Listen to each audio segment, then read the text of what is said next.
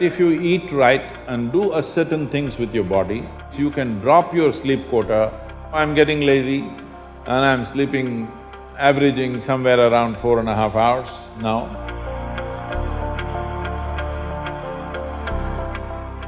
What type of food we should eat so that our life reaches its full potential for a college or a school-going student? So what kind of food? We must understand this. Food is not a religion, food is not a culture, food is just the fuel for this machine. Yes? There may be cultural aspects to the tastes, there may be even religious tinge to the food over a period of time, but essentially food is fuel for this body. So with what kind of food will it function with minimum struggle within itself and maximum impact?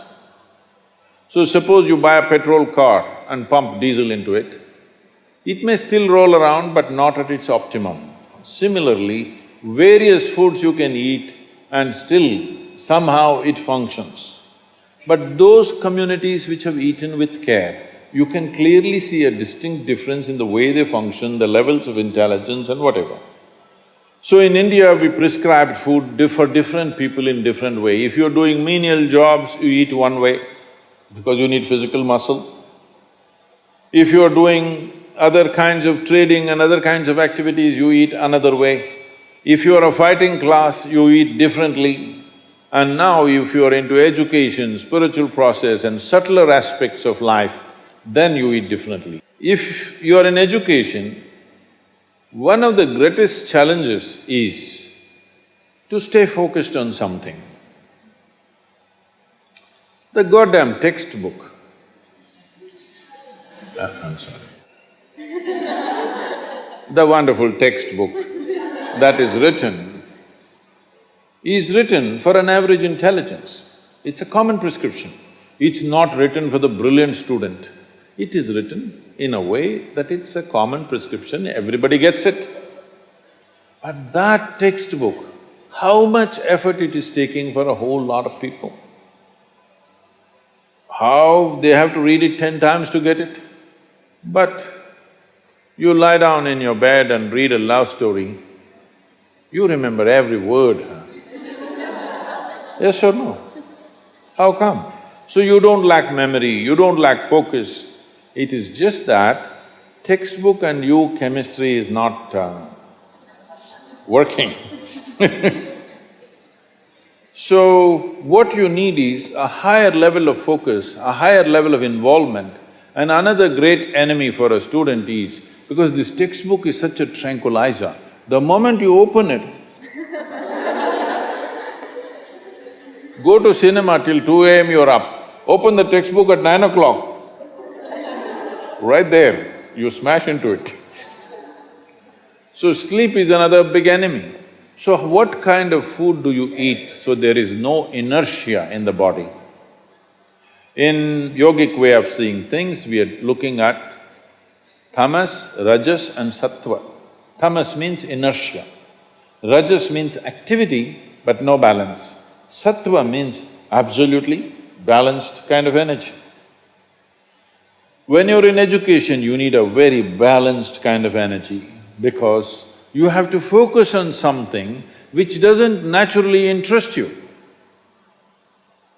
It's not something with which your chemistry is gelling. If your chemistry is gelling, you are always focused on that one, isn't it? Here there's no chemistry, but you have to focus on that. For this you need a balance and a steady mind. For this you need to eat in a certain way. To put it very simply, food goes through your body through the alimentary canal. From your mouth to your anal outlet, there is a pipe. Through this it runs, going through various stages of digestive process. Many of you are biology people, right? So, it goes through the alimentary canal. Now it begins with the lip. Here, if you look at this, all the herbivores and carnivores. If you look at the animal kingdom, there are herbivores and carnivores are two main segments of animals in the world. One eats vegetable matter, another eats meat. If you look at the alimentary canal, the way it is built, between herbivores and carnivores, there's a distinct difference. Everything in the human being suggests that you are naturally a herbivore, but for the sake of survival, we became carnivores. If you look at the jaw movement, all the carnivorous animals have only cutting action. Herbivores have cutting and grinding action. There are molars, but carnivores don't have widespread molars, they have just incisors, canines, and everything looks like cutting teeth. So they do only this. All the herbivores do grinding. What do you have? Both. So you are supposed to chew your food. Why you are supposed to chew your food is you have enzymes in your saliva where if you take a little bit of raw rice and put it in your mouth just for a minute, you will see it turn sweet right here, because right here carbohydrate is being converted into sugar, right here. So if you eat properly, then we say about 30 to 50% of your digestion should happen in your mouth. So this part of the digestive system is expecting half digested food or partially digested food. But right now the way we're eating is mostly we're putting not only undigested food, but partially destroyed food. So the amount of food that you need to get the same amount of energy has increased. You are eating much more food than what you should eat to generate that much of energy. Because of that, there is inertia in the body, because it has to process so much more food than what it should, there is inertia. Once there is inertia, your sleep quota increases. How many hours do you sleep on? Hello? 8 hours. You're going by the prescription, huh? See, this is not that you must deny yourself sleep, that's not the point. But if you eat right and do a certain things with your body, you see very effortlessly, within 3 to 4 weeks, you can drop your sleep quota anywhere between 2 to 3 hours. 1.5 to 3 hours very easily you can drop if you just eat consciously and just learn to sit properly, just the posture, your geometry of the body and what goes into the system. If you just manage these two things, you will see sleep quota will just come down like that. Just to tell you, for over 25 years, I have largely managed with an average of 2.5 hours of sleep. Now I'm getting lazy and I'm sleeping, averaging somewhere around 4.5 hours now, but 7 days of the week, okay? 365 days, non-stop, on, almost every day. My daughter didn't call me for a month. I asked, what the hell is the problem with you? Why are you not calling? She said, every 6 hours you're in a new city, what the hell I'm supposed to do? So I said, okay, which is true. In one day, sometimes we're doing 3 cities, so it's a non-stop activity. And today, many people around me have learned to do this. Over 100, 150 people around me are doing this kind of activity, averaging 4 hours sleep and 7 days of the week, they're on, all the time. And they are not irritated, they are not frustrated, they're joyful and they're wonderful. Why this is this? There are many aspects to this, but one important aspect is food, how you eat. Not only what you eat, how you eat is also very important, because food is a live thing. One simple thing all you girls can do is just see various health issues and inertia issue, focus issue, just bring 40 to 50% of the food in its raw form, that means it's alive. It must be a live cell, it can be a vegetable, it can be a fruit, it can be a nut, it can be sprouted gram.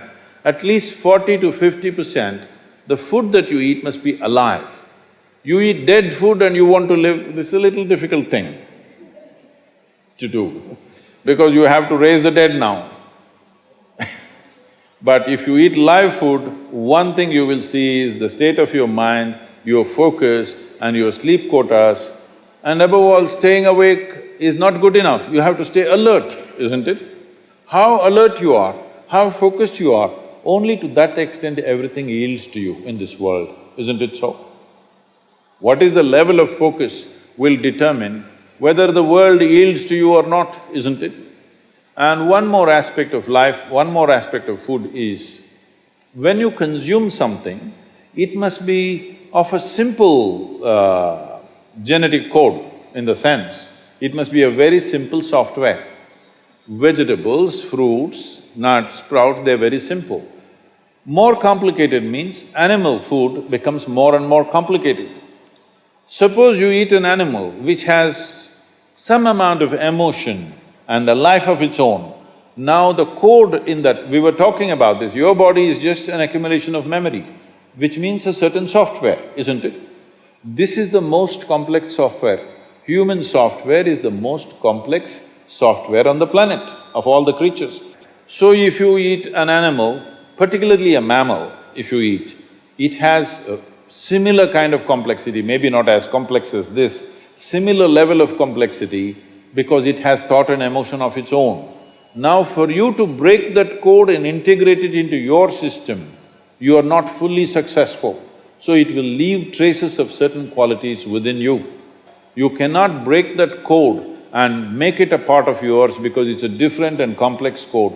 If you eat a leaf, a vegetable, a fruit, a nut or a sprout, this is much simpler. If you must eat non-vegetarian food, you must eat that which is furthest away from you. So generally, fish and water life is furthest away from you. So if you must eat non-vegetarian food, the best thing to eat is, you're on the coast. Fish is the best thing to eat that way.